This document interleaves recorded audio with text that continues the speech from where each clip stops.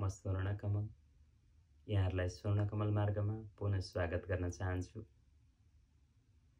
स्वर्णकमल मार्ग समभाव, सद्भाव, शान्तभाव, भित्र दिव्यता, बाहिर स्वर्णिमता भन्ने मूल आशयहरू अथवा मूल सूत्रहरूमा आधारित छ। हामीले समभाव, सद्भाव र शान्तभाव के हुन् भन्ने बारेमा योभन्दा अगाडि छलफल गरिसकेका छौँ। आउनुहोस् दिव्य भाव अथवा दिव्यता के हो आज छलफल गरौँ। दिव्यता शब्दबाट नै प्रष्ट हुन्छ यो उज्यालोपना अथवा एउटा ज्योति, ज्ञानको ज्योति, चेतनाको ज्योति हो। जस्तो भगवत गीताको 5औं अध्यायको 16औं श्लोकमा भनिएको छ, ज्ञानेन तु तद्ज्ञानम येषां नाशित आत्मना तेषां आदित्यवज् ज्ञानम प्रकाशयति तत्परम। अर्थात् जब हाम्रो अविद्या अथवा हाम्रो अज्ञानलाई आत्मरूपी ज्ञानले नष्ट गरिदिन्छ तब त्यसरी बनेको जुन ज्ञान, जुन दिव्यता छ त्यो सूर्यको प्रकाशसरी सम्पूर्ण जगतलाई नै उज्यालो पार्दछ भनेर भनिएको छ। ज्ञानको अथवा दिव्यताको त्यो दियो हामीभित्र ठिक्क परेर बसेको हुन्छ र त्यो दियोलाई हामीले जगाउनु पर्दछ। जस्तो शङ्कराचार्यको आत्मबोधको एउटा श्लोकबाट पनि हामी प्रष्टाउन सक्छौँ। बाह्य नित्य सुखासक्तिम हित्वा आत्मसुख निवृत्त घटस्थ दीपवत् स्वस्थ स्वान्तरे प्रकाशते। हामी भित्र एउटा दियो हुन्छ, ज्योति ठिक्क परेर बसेको दियो, त्यो चाहिँ नि जब सल्किन्छ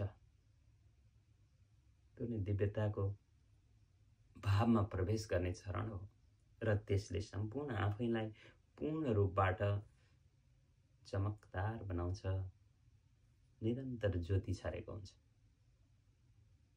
त्यसरी ज्योति जगाउनका लागि हामीले वैदिक ज्ञानहरूको सहायता लिनुपर्दछ। जस्तो श्रवणादि विरोदीप्त ज्ञान अग्नि परितापित जीव सर्वमलान मुक्त स्वर्णबद्ध तते स्वयं। तो जुन श्रवण मनन निधिध्यासन जस्ता प्रक्रियाबाट हामी भित्रको त्यो दिव्य ज्योतिलाई, त्यो ठिक्क परेर बसेको दियोको ज्योतिलाई जगाउने हो। जब जगाउँछौँ तब हामी दिव्य भावमा, दिव्य मार्गमा प्रवेश गर्यौँ। मैले पहिले भनेको छु स्वर्णकमल मार्ग एउटा 5 लेनको हाइवे जस्तो हो। हामी एउटा लेनबाट बिस्तार बिस्तार यात्रा गर्दै गर्दै गर्दै अर्को लेन गर्दै सबैभन्दा बढी स्पिडमा जाने, सबैभन्दा लेफ्टको चाहिने लेनमा जान सक्छौँ भनेर। त्यसकारण समभाव, सद्भाव, शान्तभाव अनि दिव्यताको मार्ग हुँदै त्यो स्वर्णिमताको मार्गमा हामी अगाडि बढ्न सक्दछौँ। जस्तो उदाहरणका लागि दिव्यता कस्तो हो भने, जस्तो एकैछिन कल्पना गरौँ हामी एउटा कुनै मन्दिरमा छौँ, मन्दिरभित्र बसेका छौँ, तर अकस्मात बत्ती गयो अथवा हामीलाई कति पनि थाहा छैन, अथवा एउटा आँखा नदेख्ने व्यक्ति मन्दिरभित्र छन्, उनलाई मन्दिरको बारेमा पूर्ण रूपमा बताइएको छ। मन्दिरमा यस्तो किसिमको मूर्ति छ, यता यसरी राखिएको छ, बीचमा भगवान नारायणको छ, यता शिवजीको छ, उता गणेशको छ, मानौँ न यसरी कलशहरू राखिएको छ, दियोहरू बालिएको छ, यसो उसो यावत कुराहरू सम्झाइएको छ। अकस्मात ती आँखा नदेख्ने व्यक्तिले आँखा देखे, अन्धाले आँखा देख्यो भने के हुन्छ होला विचार गर्नुहोस् त।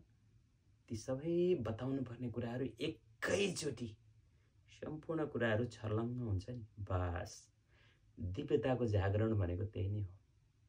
जब त्यो प्रकाश मिल्दछ, जब हामी भित्रको ज्योति बल्दछ, तब ती सबै कुराहरू एकै पटक इल्युमिनेट हुन्छन्, एकै पटक देखिन्छन्। यति छिटो चाहिँ नि त्यो घटना घट्दछ कि सबै कुराहरू एकैचोटि छर्लङ्ग हुन्छ। बास दिव्यताको भाव त्यही नै हो, दिव्यताको मार्ग त्यही नै हो। यति भन्दै आजलाई यही नै बिट मार्न चाहन्छु। हस्त, धन्यवाद।